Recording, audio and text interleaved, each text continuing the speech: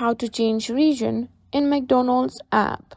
In today's video, we'll show you how to change the region on your McDonald's app. If you want to access different menus, deals, or even delivery options based on your location, you're in the right place. Open the McDonald's app. Once you're logged in, you'll land on the main screen where you can view the menu, deals, and more. Tap on the three horizontal lines.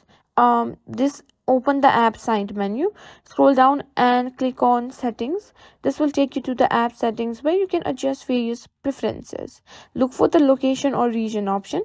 In some cases, it might be labeled as delivery location or region settings.